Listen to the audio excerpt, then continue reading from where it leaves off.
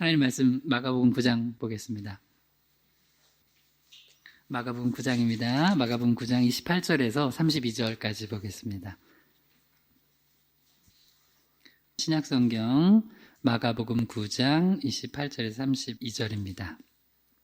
우리가 이제 이 사순절 기간에 영적인 직면이라는 주제로 시리즈로 쭉 살펴보고 있습니다.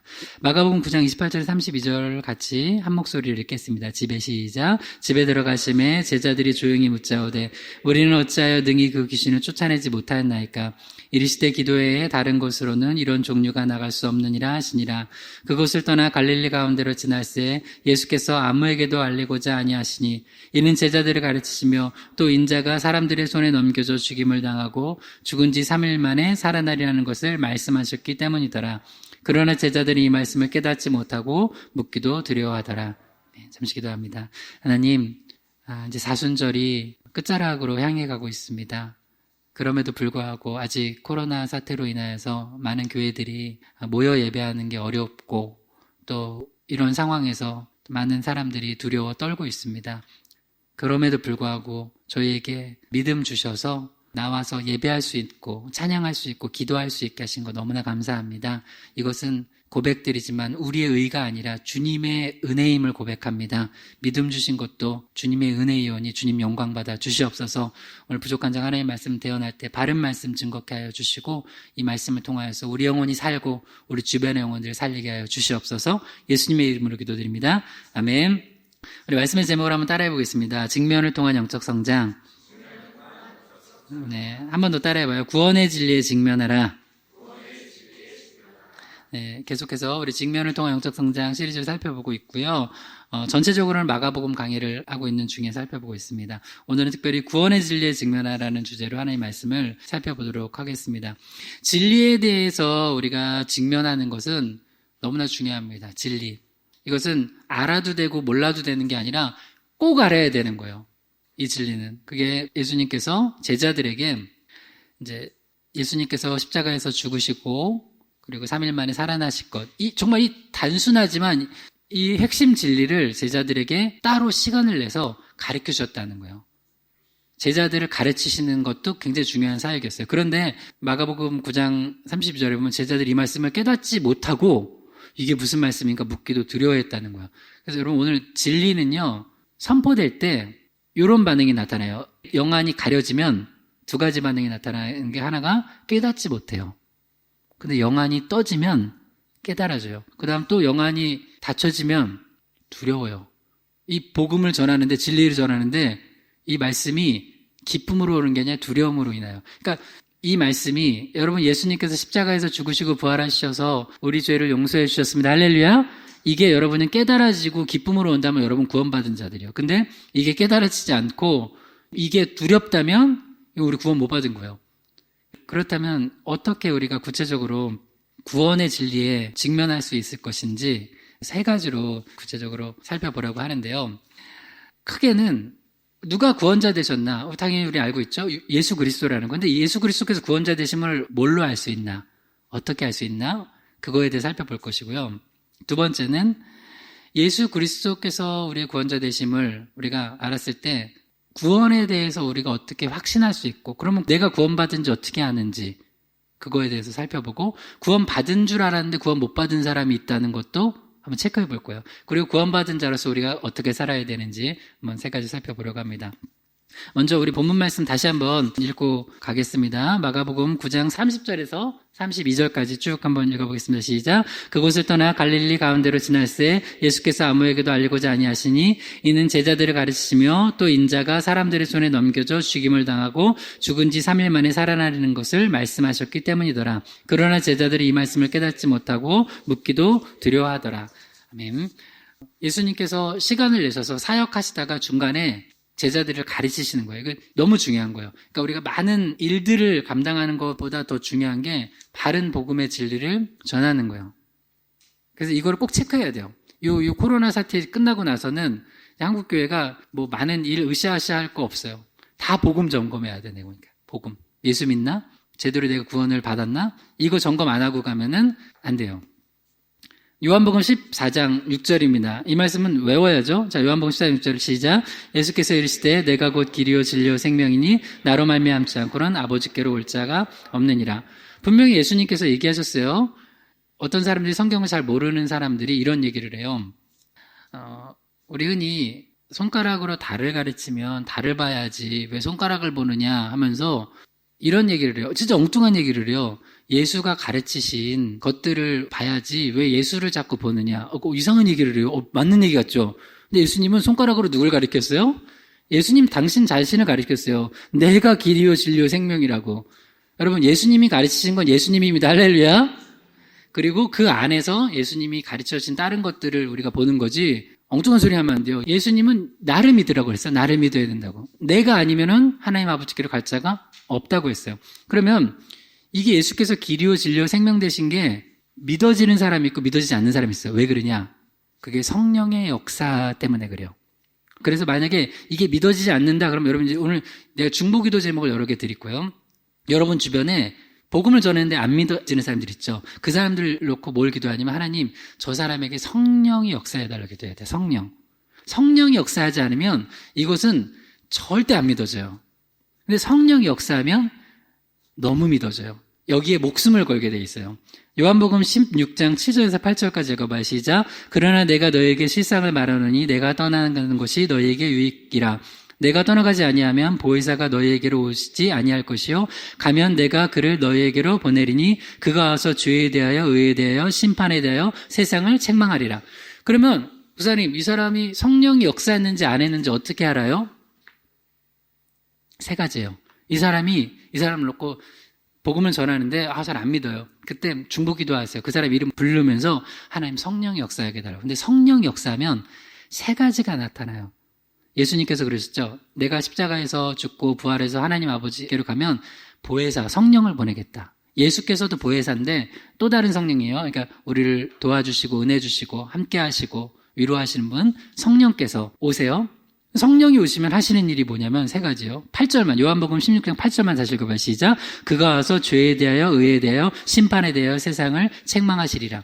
그 사람 이름을 불러가면서 기도할 때 성령을 보내달라고 기도하면 평소에는 몰랐던 죄, 그 다음 의, 심판에 대한 것이 확 깨달아져요.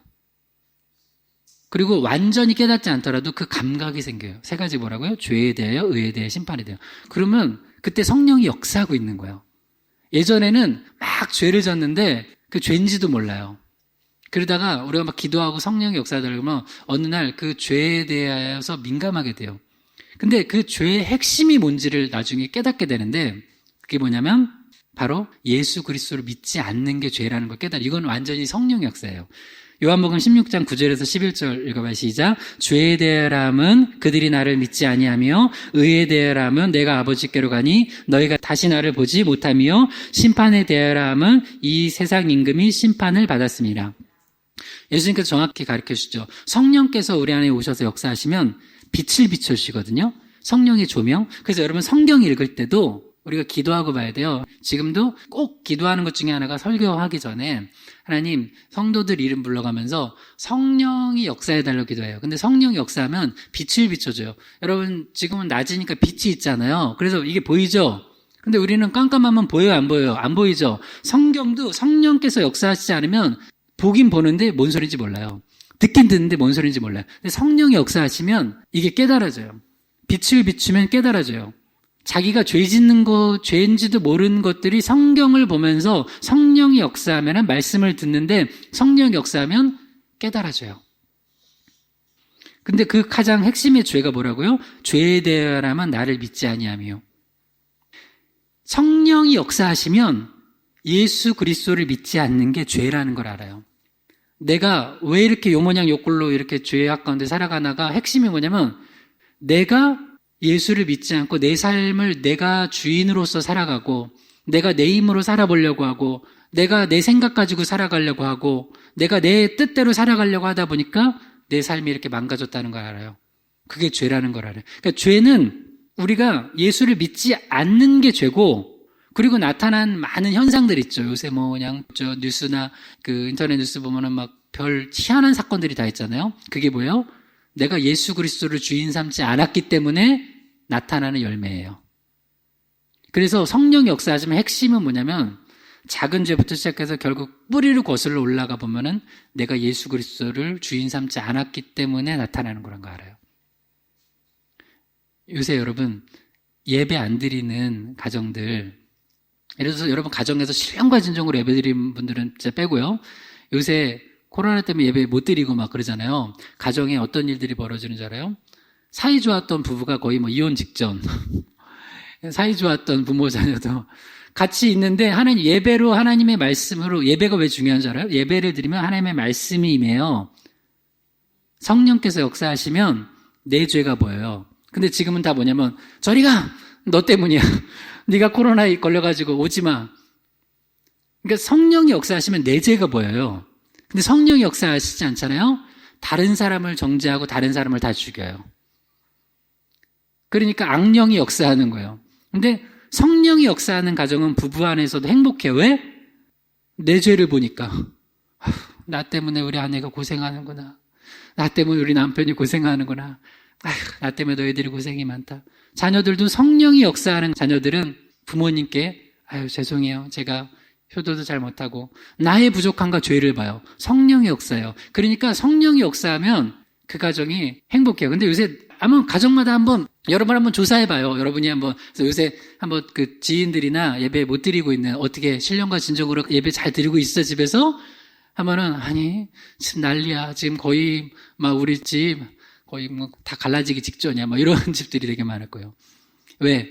하나님의 성령의 역사가 있어야지 의와 평강과 희락이 이루어지거든요. 하나님의 나라가. 근데 그게 깨져버리면은 그게 없으니까 내 죄를 보지 않고 남의 죄를 보는 거예요. 그러니까 요새 옆에 사람들 와가지고 이렇게 마스크만 안 쓰고 다니는 사람 보면은 막 화나지 않아요?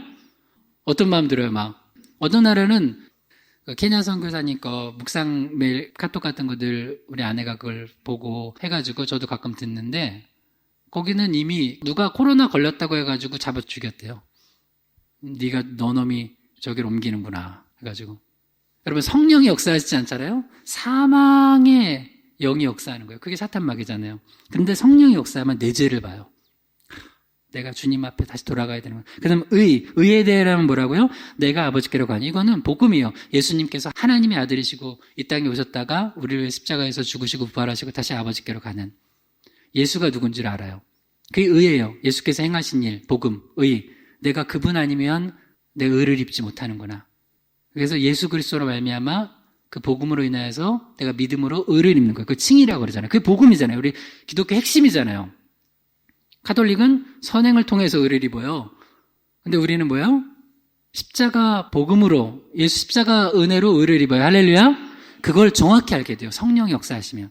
그 다음 세 번째가 뭐냐면 심판에 대하여. 이전까지는 막 죄를 짓고 나쁜 짓 해도 심판이 없다고 생각해요. 죽으면 끝이야. 혹은 그리고 숨기면 되는 줄 알아. 여러분 요새 이건 좀 말하기 좀 그렇지만 어떤 40대 한 분이 자살했대요. 이유가 뭐냐면 이번에 무슨 방? 거기에 연루가 돼가지고 이제 언론에 조명을 비추는 거잖아요. 언론이 조명을 비추는 거야. 누가 이번에 거기 가입했던 사람들, 그래서 나쁜 짓 했던 사람들, 이제 찾아내서 같이 처벌한다고 그러니까, 그럼 처벌 받지. 그게 두려우니까 어떻게 해요? 스스로 이제 목숨을 끊었어요. 여러분, 성령이 역사하시잖아요? 그런 일 안 해도, 왜 성령이 여러분 중요하냐면요. 여러분, 왜 믿음이 중요하냐면, 평소에 하나님의 말씀과 성령과 기도가 있잖아요? 나도 똑같아. 우리도 똑같이 그런 악독이 있어요. 그 사도 바울이 뭐라고 그래요? 오라 나는 공고한 자라. 누가 이 사망의 몸에서 나를 건져내랴. 내 안에도 그런 악독과 악과 음란과 살인과 도적질이 다 있는데 하나님의 말씀과 성령의 빛으로 늘 비추니까 그 길을 가요, 안 가요? 잘 안 가요. 성령이 늘 비춰주는데 여러분 도둑질 하려고 그러는데 깜깜한데 누가 불 켜면 해요, 안 해요? 그거 하는 사람은 바로 잡혀가는 거 아니에요? 그렇죠? 그러니까 빛을 비춰주니까 못하는 거예요. 지금도 빛을 비춰주니까 뭐예요? 부끄러운 거예요. 심판이 두려운 거예요. 그래서 여러분 왜 우리가 성령 충만해야 되고 왜 말씀 들어야 되는 줄 알아요? 왜 기도해야 되는 줄 알아요? 이 빛이 날마다 비춰지는 거예요. 그러니까 우리 삶이 하나님 앞에 정결하게 되는 거예요. 물론 그걸로 의를 얻을 수는 없어요. 우리 삶이 좀 누구보다 도덕적이라고 청구하는 건 아니에요. 그러나 하나님의 백성으로서 말씀과 기도와 해서 성령의 조명이 있으면 우리가 하나님 앞에 거룩하게 살 수 있다는 거예요. 그리고 세상을 변화시킬 수 있다는 거예요. 근데 이 어둠의 존재들은 내가 돈을 벌 수 있다면, 내 안에 유익이 된다면 다른 사람 다 죽이고 인생 망가뜨려도 하는 거예요. 근데 더 놀라운 건 내가 깜짝 놀랐어요. 인간이 그 연루된 탑 두 사람이 25살, 16살이야. 난 너무 깜짝 놀랐어요. 그래서 성경 말씀이 맞다. 우리 지난주에 봤잖아요. 인생이 뭔가. 의인이 있어요, 없어요? 없어요. 하나도 없어요, 여러분. 예수 십자가 은혜 아니면 우리는 다 죽을 죄인이에요. 그리고 반드시 죽은 뒤에는 심판이 있다는 거예요. 그걸 아는 사람들은 예수 그리스도의 복음 앞에 엎드려지는 거예요. 그래서 성령이 역사하면 이 세 가지 감각이 일어나요. 그래서 이 사람한테 성령이 역사하고 있나 아닌가는 이 세 가지만 알아요. 죄에 대하여, 의에 대하여, 심판에 대한 감각이 일어나요. 그러려면은 성령의 역사를 위해서 기도해주고 계속 말씀을 보내줘야 돼요. 말씀의 빛으로 내 모습을 보게 해줘야 되는 거예요. 누가복음 5장 4절에서 8절까지 한번 읽어봐요. 시작. 말씀을 마치시고 시몬에게 이르시되 깊은 데로 가서 그물을 내려 고기를 잡으라. 시몬이 대답하여 이르되 선생님, 우리들이 밤이 새도록 수고하였을 때 잡은 것이 없지만은 말씀에 의지하여 내가 그물을 내리리다 하고, 그렇게 하니 고기를 잡은 것이 심이 많아 그물이 찢어지는지라. 시몬 베드로가 이를 보고 예수의 무릎 아래에 엎드려 이르되 주여, 나를 떠나소서, 나는 죄인이로소이다. 시몬 베드로가 예수님 말씀 듣고 그 다음에 예수님의 기적을 맛봤어요. 그 다음에 한 고백이 뭐예요? 예수님 물고기 잡는 방법 어떻게 하세요? 목수가? 저한테도 좀 가르쳐주세요. 이렇게 했어요? 그건 예수님을 육으로 만난 거죠. 예수님을 영으로 만난 사람들은 꼭 고백하는 게 있어요. 성령의 역사가 일어나면 반드시 뭘 고백하냐면 엎드려서 나는 죄인입니다를 고백해요. 그러니까 우리가 이제 앞에서 읽었던 말씀, 요한복음 16장 말씀이 적용되는 거예요. 성령이 그 안에 역사하면 반드시 주님, 나는 죄인입니다. 예수님 앞에 엎드려져요. 근데 이 고백을 안 하잖아요? 구원 받은 거예요, 안 받은 거예요? 구원 못 받은 거예요. 하나님 앞에 십자가의 은혜가 필요한 사람들은 내가 죄인이라는 걸 인정한 사람들이에요. 근데 그 죄인됨을 못 본다고요, 평소에는. 근데 언제 봐요? 언론이 좀 얘기를 해야지 무서운 거야, 죄진 거. 누가 와가지고 좀 빛을 비춰줘야지 죄진 거 좀 창피한 거예요. 그런데 여러분, 성령이 역사하시면 그것보다 더 작은 죄도 내가 죄인이구나 알게 돼요. 나 진짜 주님 없으면 나는 진짜 지옥불에 떨어질 죄인이구나. 베드로가 여러분 얼마나 성실하게 살았는 줄 알아요? 장모님 모시고 살았어요. 아픈 장모님. 알죠? 장모님 모시고 살고 얼마나 성실하게 어부로서 열심히 일해가지고 아내랑 먹여 살려는 줄 알아요? 내가 볼 땐 베드로 그렇게 나쁜 사람 아닌 것 같아요. 근데도 예수님 앞에 서니까 어떻게 돼요? 나는 죄인입니다. 그래서 여러분 이제 기도 제목 중에 하나가 그거예요. 우리 주변에 우리가 복음을 전해야 되잖아요. 복음. 딱 기도하세요, 여러분. 기도하시고 복음을 전하세요. 그래서 성령이 역사해달라고. 그래서 죄에 대해서, 의에 대해서, 심판에 대해서 알게 해달라고. 이 진리를 아는 것처럼 중요한 게 없어요. 여러분, 노벨상 받은 것보다 더 위대한 거예요, 여러분. 뭐 하나 발견해가지고, 우연하게 발견해가지고, 혈액형 발견한 분도 노벨상 받았을걸요? 그게 발견이잖아요, 혈액형. 또 보니까, 그게 A, B, ABC 그런 게 있다는 거 발견돼가지고, 그래서 수혈도 함부로 안 하고 맞춰서 하잖아요. 그런 발견된 거 하나도 대단한 거예요. 근데 여러분, 내가 예수 안에서 내가 죄인임을 발견하는 건 노벨상 받는 것보다 더 위대한 일입니다. 할렐루야. 놀라운 일이에요. 근데 그게 성령이 역사하셔야 돼요. 그러니까 기도해야 돼요. 그런데 이게 하나님께서 우리에게 복음의 진리를 직면시키는데 진짜 안타까운 사람들이 있어요.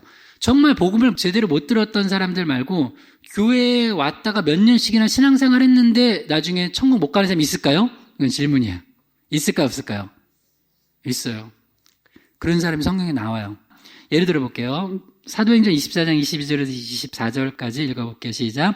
벨릭스가 이 도에 관한 것을 더 자세히 아는 거로 연기하여 이르되 천부장 루시아가 내려오거든 너희 일을 처결하리라 하고 백부장에게 명하여 바울을 지키되 자유를 주고 그의 친구들이 그를 돌보아 주는 것을 금하지 말라 하니라. 수일 후에 벨릭스가 그의 아내 유대 여자 드루실라와 함께 와서 바울을 불러 그리스도 예수 믿는 도를 듣거늘. 이제 바울이 예루살렘 가서 아주 간단히 얘기할게요. 잡혀서 지금 신문받는 과정이에요. 그때 총독이었던 벨릭스가 그 아내, 유대 여자라고 나왔죠. 그러니까 그 하나님에 대해서는 좀 알고 있지만 뭐 복음은 제대로 몰랐을 거예요. 예수 십자가 복음, 완전한 복음은. 그래서 벨릭스랑 드루실라가 좀 대충 알아요. 대충 이 도에 대해서 아는데, 그래서 바울을 불러서 예수 그리스도를 믿는 도를, 복음을 들었어요. 이거 놀라운 일이죠. 놀라운 일이에요. 예를 들어서 이거 정치인이잖아요. 갑자기 어떤 정치인이 와가지고 감옥에 있는 사람한테, 그 사람이 이제 목사님이에요. 목사님 뭐 예수 믿는 게 뭐냐고 이렇게 들어봤어요. 그러면 직접 복음을 듣는 거 아니에요. 근데 결론부터 얘기하면 이 벨릭스와 드루실라는 들었지만 예수 안 믿었어요. 그것도 누구한테 들었어요? 사도 바울한테 들었어요. 사도 바울한테. 이것도 몇 년 동안 들었냐면 2년 동안 들었어요. 사도행전 24장 25절에서 27절 가봐요. 시작. 바울이 의와 절제와 장차 오는 심판을 강론하니 벨릭스가 두려워하여 대답하되 지금은 가라. 내가 템이 있으면 너를 부르리라 하고 동시에 또 바울에게서 돈을 받을까 바라는 거로 더 자주 불러 같이 이야기하더라. 이태가 지난 후 보르기오 베스토가 벨릭스의 소임을 이어받으니 벨릭스가 유대인의 마음을 얻고자 하여 바울을 구려하여 두니라. 이 벨릭스가 처음에는 좀 관심이 있어서 제 아내랑 같이 바울 불러서 예수 믿는 도를 들었어요. 복음을 들었어요. 근데 바울은 성령 충만해. 예수님께서 그러셨죠? 예수님 성령 보내시면 뭘 알게 하신다고요? 죄에 대하여, 의에 대하여, 심판에 대해 알려준다고 그랬죠. 바울은 성령 충만하니까 벨릭스한테 잘 보이려고도 안 했어요. 저 좀 풀어주세요. 저 그렇게 잘못한 거 없거든요. 그럼 안 그러고 당당하게. 여러분 좀 당당하세요. 죄수여서도 당당했다, 이렇게. 그 코로나 여러분 뭐 교회 간다 그러면 부끄러워요? 미개한 것 같아서요? 좀 당당하세요. 할렐루야. 그래서 벨릭스 앞에서 당당하게 뭘 전했냐? 의와 절제와 심판. 이 절제는 이제 죄라고 보면 돼요. 의에 대하여, 죄에 대하여, 심판에 대하여 강하게 복음을 제대로 전했어요. 그러니까 벨릭스가 여기에 딱 직면했어요. 이 진리 앞에 직면한 다음에 딱 진짜로 직면해서 받아들여야 되는데 뭐 했어요? 회피했어요. 이거랑 비슷해요. 당신 암입니다. 그럼 뭐 어떻게 해야 돼요? 뭐 수술을 받든 항암 치료를 하든 뭘 해야죠? 어떻게 했어요? 못 들은 척 하는 거야. 아닌데, 나 건강한데, 나 열심히 하루 3시간씩 탄천 걷고 있는데? 하면서 내가 얼마나 건강 체질인데 한 번도 아픈 적 없는데 뭐 그래야 돼요? 얘기하면 직면하고 고쳐야 될 거 아니에요. 그죠? 그러니까 그 성령이 역사한 거예요, 지금. 벨릭스가 뭐 했다고요? 지금 벨릭스가 두려워했다는 거예요. 그러니까 복음이 제대로 전해지면 둘 중에 하나예요. 기쁘거나 두렵거나. 기쁘거나 두렵거나. 그런 나를 주님이 구원해 주셨어? 기쁜 거예요. 감사한 거예요. 회개하면서. 그러나 뭐 예수 안 믿으면 지옥 간다는데 그러면 어떻게 돼요? 당연히 두려운 거예요. 그래서 우리가 지난주에 살펴봤던 게 심판이 미래의 심판이 아니라 현재 심판받은 상태라는 걸 우리가 알려줘야 된다고요. 사람이 한 번 죽는 건 정해진 거고 이후에는 심판이 있는데, 우리 요한복음 3장 16절에 18절 보면은 16절만 보면 안 된다고 그랬죠. 17, 18절까지 읽어보면은. 그래서 우리 전도주에도 꼭 요한복음 3장 18절까지 16절, 18절까지 꼭 넣어놔요. 저는. 그래서 여기 제가 읽어볼게요. 요한복음 3장 18절. 그를 믿는 자는 심판을 받지 아니하는 것이요 믿지 아니하는 자는 하나님의 독생자의 이름을 믿지 아니하므로 벌써 심판을 받은 것이니라. 우리 희망의교회 성도들은 이 복음에 대해서 너무 많이 들어서 알 거예요.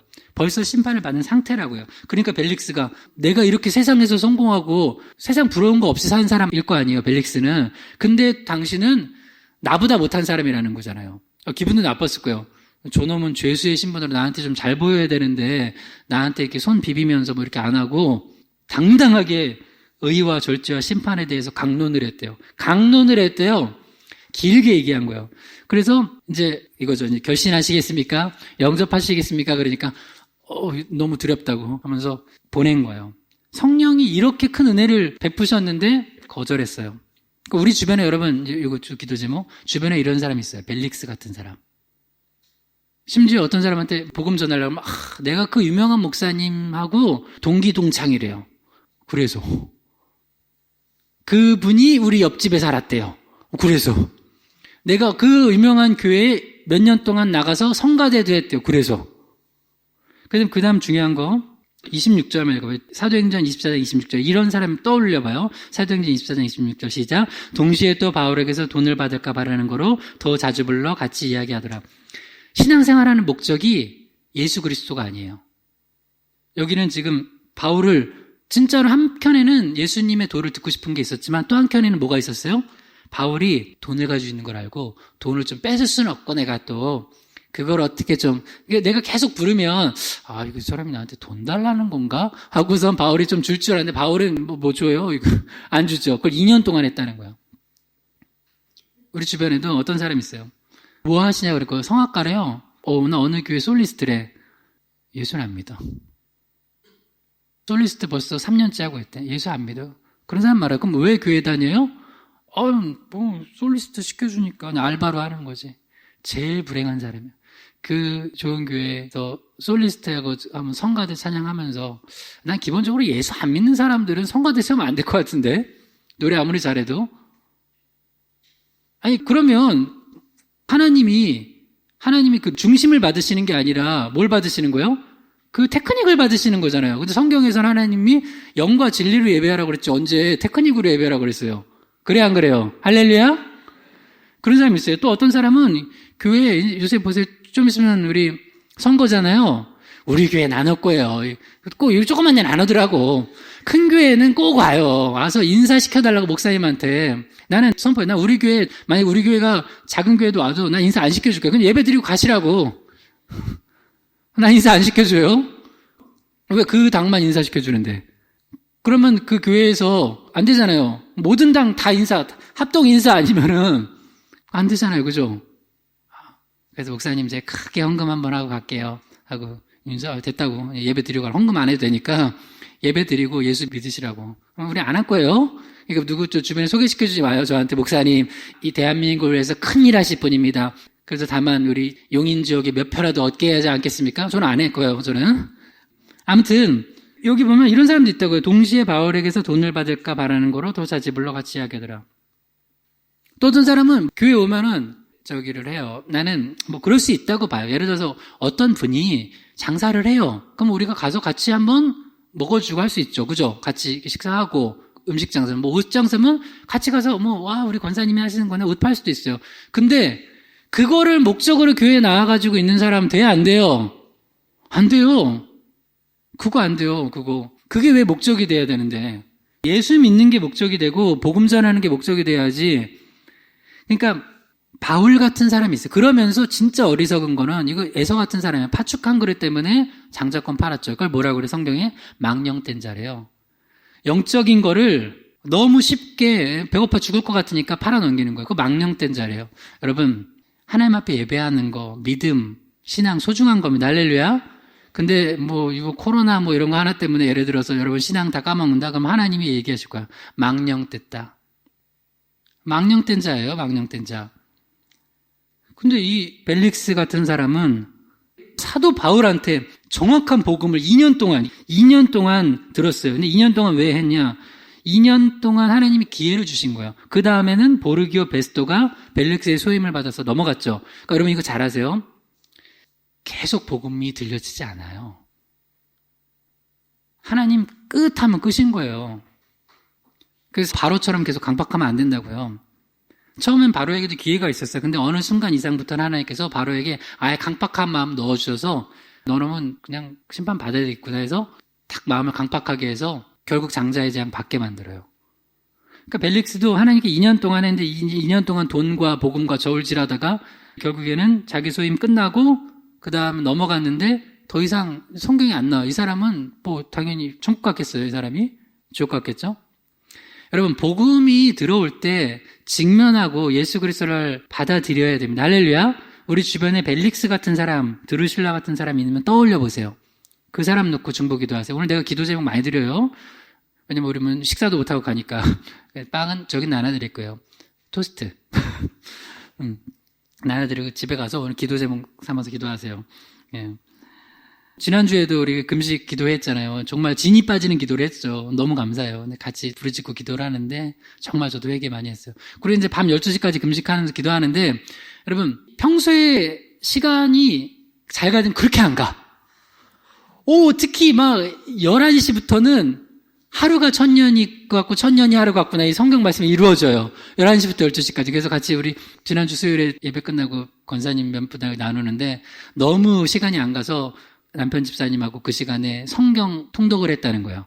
그래서 저도 성경을 봤거든요. 왜냐면 또 금식하는데 그때 또 딴 걸 할 수는 없고 그렇게 시간이 안 가요. 그리고 그 시간이 그렇게 귀중해. 그래서 성경을 다 읽고 저도 밤에 끝나고 오뎅국 끓여 먹었어요. 그리고 잤어요. 소중한 줄 몰라요. 소중한 줄을 이렇게 너무 많으면은 예배가 소중한지도 이제 알겠죠? 찬양도 소중한 줄 알겠고 여기는 이제 벨릭스 총독이었고 우리가 빌라도 총독도 한번 봐요. 빌라도 총독은 3번이나 직면시켰는데 예수 안 믿었어요. 마태복음 27장 11절 읽어봐요. 시작. 예수께서 총독 앞에 섰음에 총독이 물어 이르되 내가 유대인의 왕이냐? 예수께서 대답하시되 내 말이 옳도다 하시고 빌라도 총독한테 예수님께서 신문 받으실 때 빌라도 총독이 물어봤어요.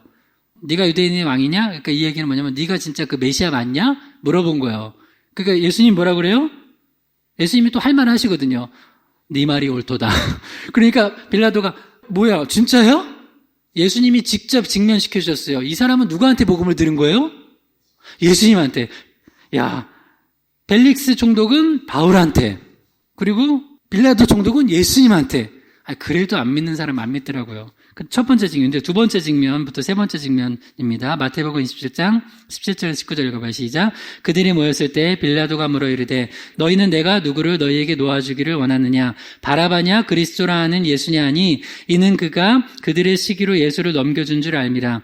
총독이 재판석에 앉았을 때 그의 아내가 사람을 보내어 이르되 저 옳은 사람에게 아무 상관도 하지 마옵소서. 오늘 꿈에 내가 그 사람으로 인하여 애를 많이 태웠나이다 하시더라.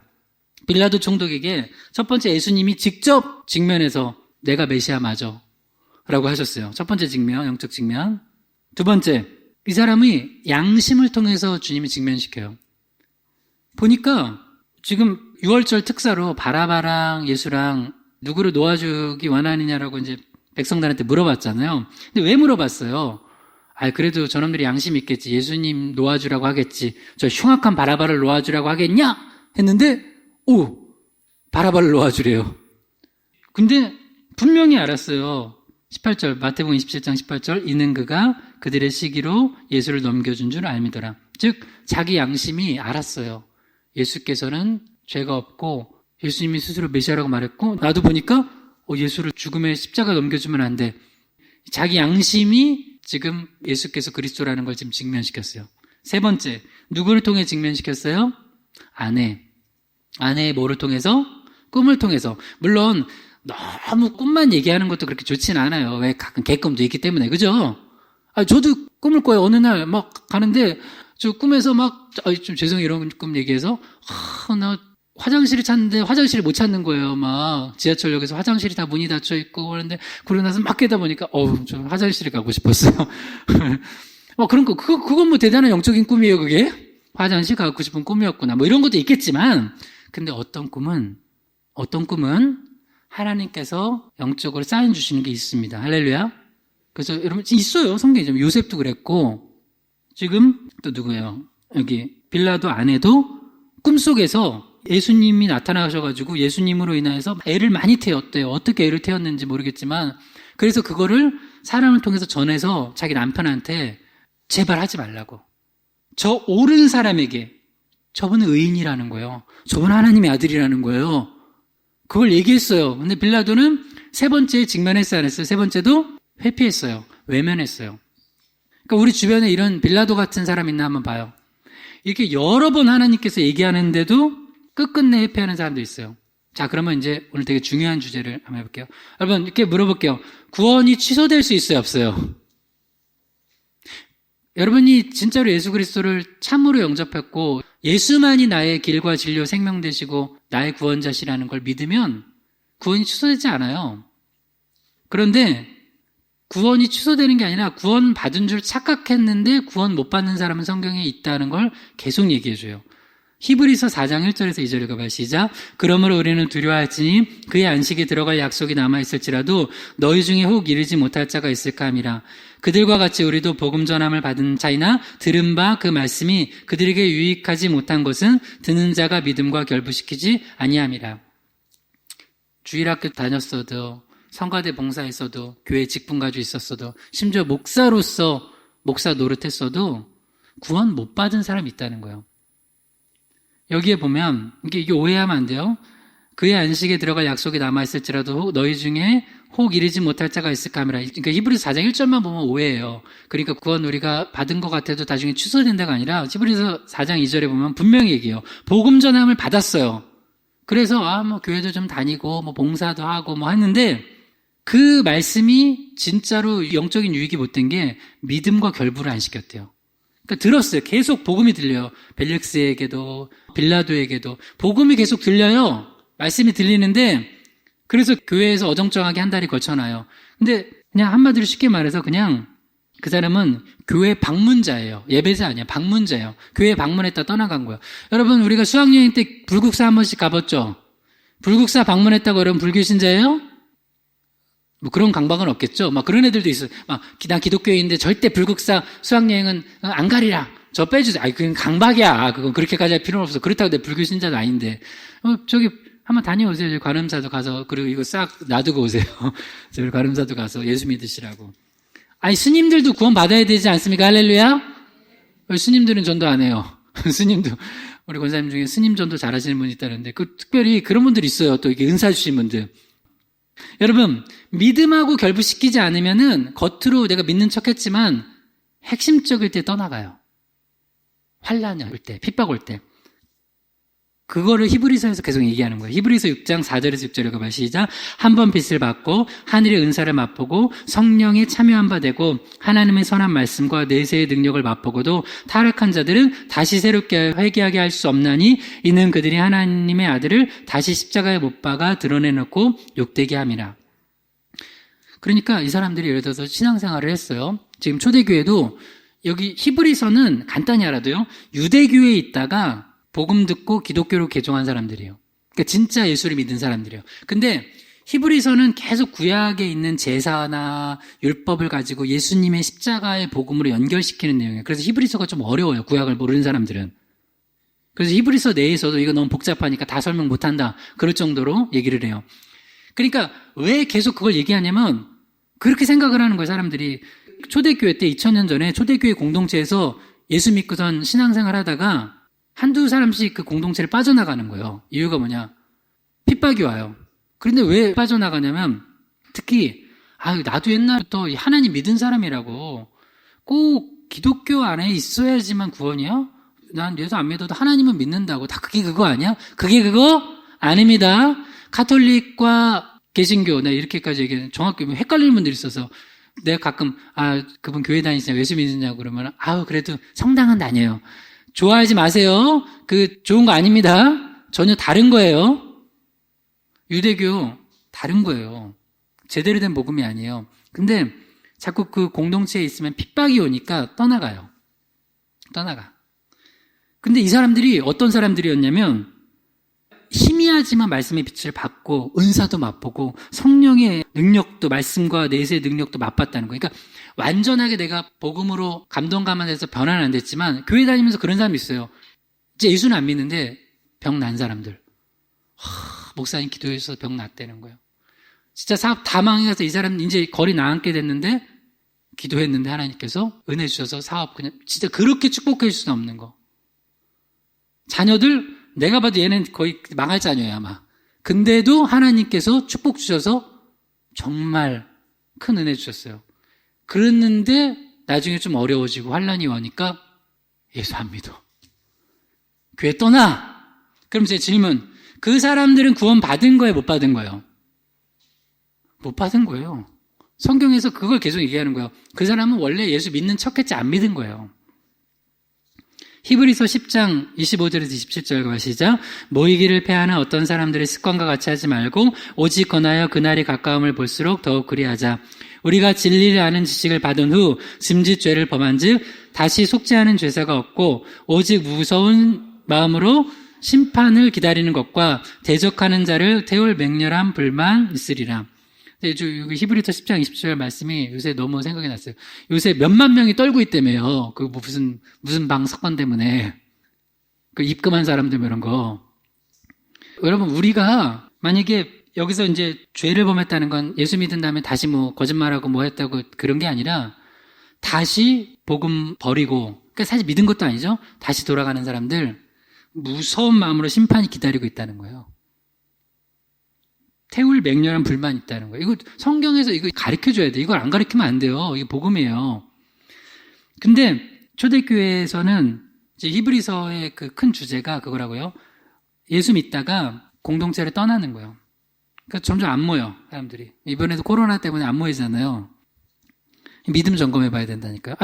나는 그거 인정해요. 그렇다고 하나님이 어디나 계시니까 거기서 신령과 진정으로 예배를 드리면 예배 받으신다고. 그러나 거기에는 알곡과 쭉정이가 분명히 있어요. 나중에 요거 끝나고 나서 교회 안 나올 사람 많을 거예요. 그리고 자기가 믿음이 있었는 줄 알았는데 내가 예수는 그렇게까지 예수님 믿지는 않았구나 알아요. 여러분, 예수님이 베드로한테 물어보잖아요. 네가 날 사랑하느냐? 3번 물어봤죠. 여러분, 예수님 여러분 생명보다 더 사랑하세요? 여러분, 그 고백 없으면 여러분 우리 신앙생활 사실 잘못한 거예요. 왜냐면 지금 이 코로나 때문에 아무것도 아니지만 예를 들어서 봐요. 우리 뭐 지금 이런 일이 일어나지 않아야 되겠지만 예전에 신사참배하라고 했어요. 안 그러면 죽인대. 신사참배 할 거예요? 안 하고 예수님 바로 예배 드릴 거예요. 때로는 신앙은 목숨을 걸어야 될 때가 있다고요. 그러니까 이번 사태를 통해 사람들이 안 거, 내가 예수님 그렇게까지 사랑한 건 아니구나. 예를 들어서 봐요, 여러분. 여러분 결혼하신 분들 한번 생각해 봐요. 지금 결혼하신 분들 혹은 나중에 이제 누구 연애하고 있거나 연애할 분들도 미래도 생각해 봐요. 남녀가 5년을 사귀었다고, 5년을 사귀었다고 봐요. 저도 거의 한 5년 연애하고 결혼했는데 5년을 사귀었는데 이놈은 나쁜 남자가 결혼하자는 얘기를 안 해. 그런 남자들 있으면은 5년 사귀었는데 결혼 안 하자고 안 하면은 그거는 그 나쁜 놈이야, 그건. 그렇지 않아요? 그렇지 않아요?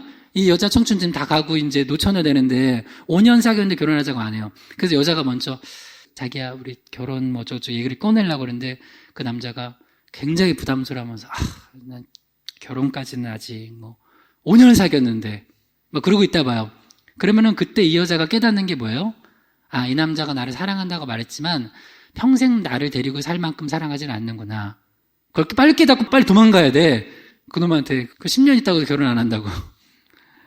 무슨 얘기냐면 이렇게 딱 그런 타이밍이 와요. 내가 그렇게까지 주님 사랑하진 않는구나. 그거를 사람들이 많이 깨달아야 돼요. 내가 뭐 주님 맨날 찬양 주님 사랑해요 온 마음과 정성 다해 뻥치지 말라고 내가 했어요. 주 예수보다도 귀한 것이 많네. 이 세상 명예와 행복 포기할 수 없네. 뭐 그러면서 무슨 찬양은 하여튼 맨날 멋들어지게 부른다고요.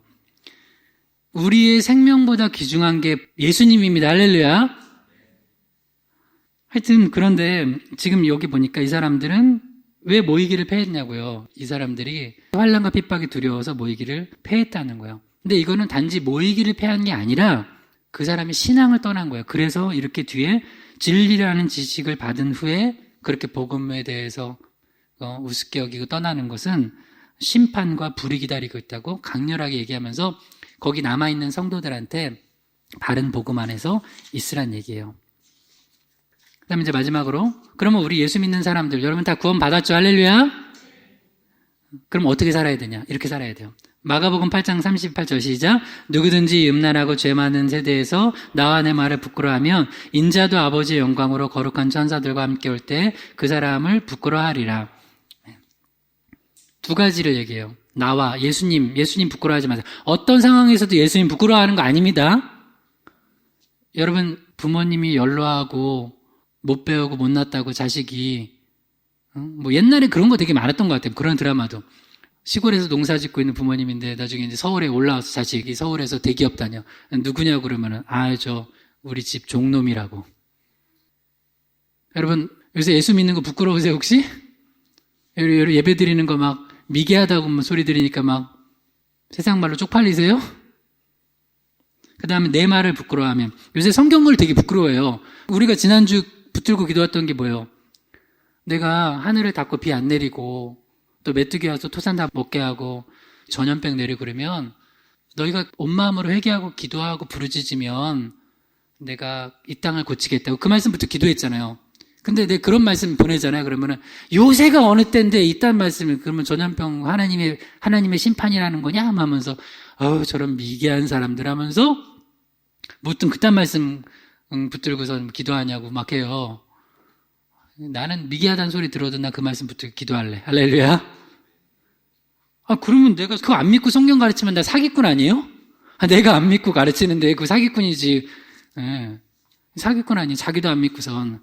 그거잖아요. 아주공갈 염소똥 아니야. 10원에 12개짜리. 옛날에. 자기는 먹지도 않은 약. 애들인가 하면서 자기는 안 먹을 약 남한테 파는 거랑 똑같은 거 아니에요. 내가 믿지도 않으면서 누구한테 전해요. 말씀 부끄러워하지 마세요. 할렐루야. 어디 하나님이 말씀을 부끄러워해요. 그러면 주님께서도 우리 부끄러워하신다는 거예요. 디모데후서 1장 8절 읽어봐요. 시작. 그러므로 너는 내가 우리 주를 증언한가 또는 주를 위하여 갇힌 자 된 나를 부끄러워하지 말고 오직 하나님의 능력을 따라 복음과 함께 고난을 받으라. 아멘. 여기서도 바울이 얘기해요. 주를 증언하는 거 복음 부끄러워하지 마세요. 그래서 마스크 줬잖아요. 마스크 이거 그래서 좀 전도하세요. 제가 지난주 월요일 날 수원역 가서 노숙자 전도하고 있어요. 우리 애들 둘이 데리고 우리 아내 데리고 가장 낮은 자들에게 복음을 전해야 되겠을수록 8살, 12살짜리 애들 데리고 가서 물론 제 아내랑 제가 했고 얘네들은 젤리 주면서 뒤에서 기도해. 젤리 먹으면서 기도하고 있어요. 마스크. 가장 낮은 자들한테 그 사람들 마스크가 까매요. 완전. 우린 여러분 몇 번만 써도 그냥 더럽다고 안 쓰잖아요. 그 사람들 마스크 주니까 앉아가지고 국어라던 사람이 그렇게 해서 읽어보더라고요. 이렇게. 여러분 주님 전하는 거 부끄러워하지 마세요. 그 다음에 또 하나 주를 전하다가 바울이 갇혔어요. 근데 바울을 부끄러워하지 말래요. 디모데한테. 여러분 만약에 이거 만약인데 내가 그런 생각부터 이 말씀 준비하면서 저러다가 설 목사님 코로나 걸리면 많은 사람들이 그것 봐라 잘 됐다 고소하다 그냥 그렇게 그냥 예배 모이지 말라고 그러는데 혼자 코로나 걸렸네 허허허 막 하고 있어요. 그러면 여러분 다 내가 부끄러워지겠죠. 부끄러워할 거죠. 그죠? 저럴 줄 알았어 저거 그러면서 내가 얘기해요. 나 코로나 걸리면 방역 잘하고 나 격리하고 있는 동안 건강한 목사님 모셔다가 설교할 거니까 예배 멈추지 말고 드리세요. 그거랑 복음이랑 무슨 관계가 있어? 아무튼 그리고 또 내가 회개할 게 만나보지 그러면 나 회개할게요. 골방에 갇혀서 부끄러워하지 말라는 거예요. 그리고 뭐라고 하냐면 오직 하나님의 능력을 따라 한번 따라해보세요. 하나님의 능력을 따라 복음과 함께 고난을 받으라. 그래서 오늘 숙제예요. 오늘 집에 가셔서 얘기하면서 여러분 복음과 함께 가정에서 고난받을 게 뭔지 나눠보세요. 그리고 그 고난 받으세요. 우리는 그래서 내일은 영등포로 가려고 영등포에 가가지고 그 구독자 많은 데 가서 좀 전도하려고요. 복음과 함께 고난을 받으세요. 할렐루야. 고난을 피하라고 성경에 어디 나와 있어요. 복음과 함께 고난을 받으랬지. 로마서 1장 16절에 17절입니다. 시작. 내가 복음을 부끄러워하지 아니하노니 이 복음은 모든 믿는 자에게 구원을 주시는 하나님의 능력이 됨이라. 먼저는 유대인에게요 그리고 헬라인에게로다. 복음에는 하나님의 의가 나타내서 믿음으로 믿음에 이르게 하나니 기록된 바 오직 의는 믿음으로 말미암아 살리람과 같으니라. 다시 한번 복음 부끄러워하지 맙시다. 할렐루야. 마지막 말씀입니다. 반주해주세요. 에베소서 4장 30절. 그러면 우리 구원받은 자들은 어떻게 살아야 되냐? 이렇게 살아야 돼요. 크게 읽어봐요. 시작. 하나님의 성령을 근심하게 하지 말라. 그 안에서 너희가 구원의 날까지 인치심을 받았느니라. 기도합시다. 기도할 때 하나님, 우리 구원의 날까지 인치심 받은 우리가 성령 근심하게 하지 않고 복음 부끄러워하지 않고 더 거룩하고 정결하게 하나님 영광 돌리면서 이 어려운 때일수록 더욱더 예배하고 기도하고 복음 전도하는 본질을 붙들고 살아가게 해달라고 하나님의 능력을 따라 복음과 함께 고난받을 수 있는 능력 달라고 주여 한 마음으로 기도합니다. 주여 하나님 아버지 이 어려운 시대에 하나님 우리가 복음과 함께 고난받을 수 있는 능력 주시옵소서. 하나님 어려울 때일수록 우리가 본질을 붙들고 나가게 해 주시옵소서. 생명보다 귀한 예수님 우리가 예수님 복음 말씀 부끄러워하지 않고 복음과 함께 고난받을 수 있는 능력 믿음 허락하여 주시옵소서. 우리 모두가 우리 주변에서 두려워 떨고 있는 사람들에게 같이 두려워 떠는 것이 아니라 두려워하지 말라고 그들을 안심시키고 또 주의 사랑을 전하고 복음 전하고 하나님의 능력을 경험할 수 있도록 우리가 더 깨어 기도할 수 있도록 주님 우리에게 함께하여 주시옵소서. 예수님의 이름으로 기도드립니다. 아멘.